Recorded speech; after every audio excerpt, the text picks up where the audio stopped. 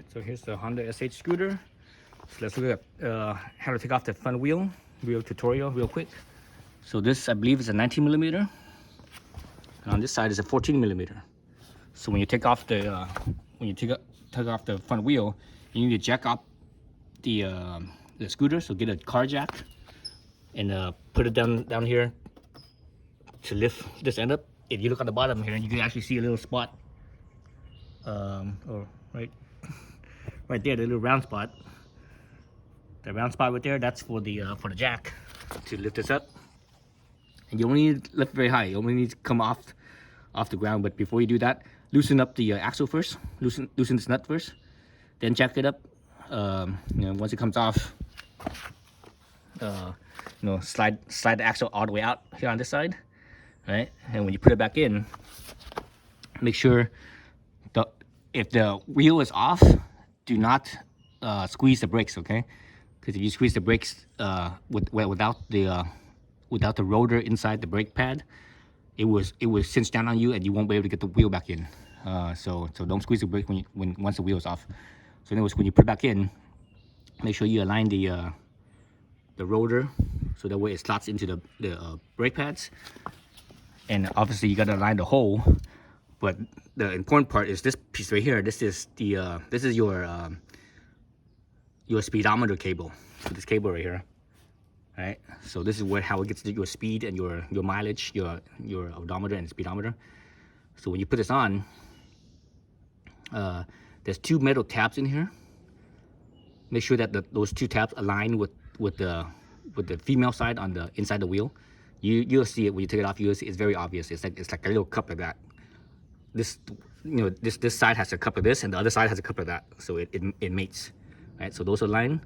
And the other thing when you put this on is this little tab right here. See that little tab is part of this piece right here. So that has to go above this. There's like a little groove in here for it. So if it's any other direction, on the bottom or somewhere else, it's not correct. It has to be right there like that. Okay.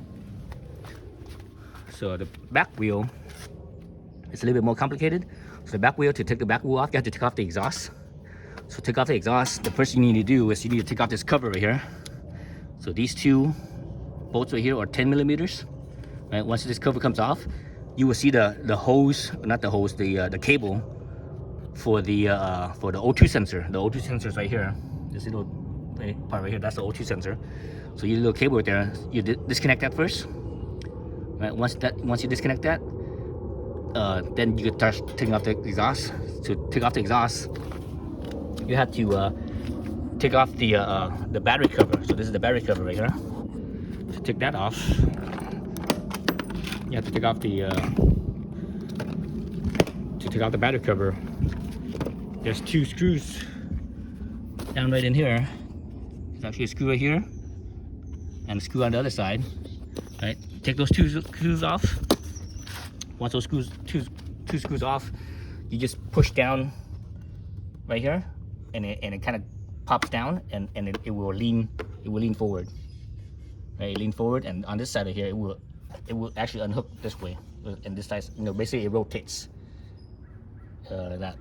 Then you have access to the header pipe. So this header pipe, right? So at the very beginning of the header pipe, there's two nuts. You gotta loosen those first, and I think those are 10 millimeters. So those two nuts. Once you loosen those two nuts, the last thing you need to do to take off the exhaust is these three nuts, or bolts, I should say. These three bolts right here, and that one right there. That, and that. So that's, I believe those are 12 millimeters, if I could remember correctly. Yeah, I think 12 millimeters. It could be 14, but I think it's 12. So once you loosen those up, take those out, the exhaust will come out, right? And once you're done with that, yeah, it might be a 14 millimeters. Once you're done with that, you have to unbolt the bottom shock mount, which is this one right here. This is, I believe, a 12 millimeter. So this one's a 12 millimeter. These ones are 14. So 12 millimeter. Unbolt that, so that way this thing can swing backwards. Right? You want to unbolt these two. These are 10 millimeters. Then you want to unbolt this here, and once this cover goes off, there's another bolt right here on the bottom. These ones I believe are 14 millimeters. Those two, unbolt that. Then you have to come over here, and you can't barely see it, but there's a nut right there. That's the nut to hold the wheel on. That's a 24 millimeter. Then you can unbolt that. Once that comes off, this wheel will slide out. And when that comes off, there's a little spacer right here. So that spacer, sometimes it will come out too, or sometimes it will stay in there. So no matter what, you still have to slide that off. It slides right off. So once that's out, you can slide the back wheel out. But again, the shock's kind of in the way, so that's why you have to swing it all the way up, so to get it out of the way of the tire. And also this fender right here, you kind of have to lift it up a little bit to get it out of the way, so that way the back wheel will come off. But when you do this, when you remove the back wheel, you know, you're doing one wheel at a time. It's not a good idea to do both wheels at the same time. You can, but it's tricky. Anyways, so that comes off like that.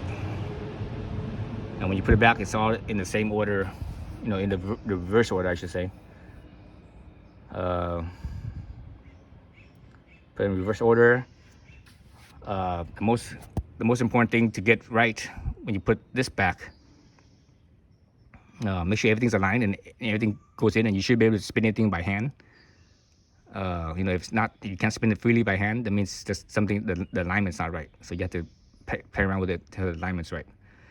But anyways, the trickiest part to putting this back together, I think, is probably putting the exhaust. So when you put the exhaust on, there's the at the end of the exhaust where the head is, there's a exhaust head gasket, not a gasket, the header gasket. So you get a new one on there. The exhaust pipe will actually hold it, so you don't have to worry about that. It won't fall off because the exhaust pipe will actually hold it, because it sticks out a little bit at the end. But you have to get that, so that way when it sits in the head, it sits nice and flat inside there in the head. Otherwise, if it's not flat, that means the exhaust is not aligned properly either. So get that sitting in aligned properly. Put some bolts in and just screw it by hand, and make sure that end is still aligned properly. Once these three are screwed in by hand, don't tighten this yet, just screw it in by hand. And it should be flat against there. Screw as much as you can before you use a wrench to tighten it. Make sure that the other end is still flat against there. Then you put those two on, right? Mount those two on, tighten those two. Once those two are done, then you could tighten these three. So put the exhaust on, screw these on without tightening them, and make sure that the whole time that side is flat, sitting flat. Once these are all showing that is aligned properly, before you tighten those ones, then you tighten these three. Then after that, you could do the rest, but so that's what's important. Okay.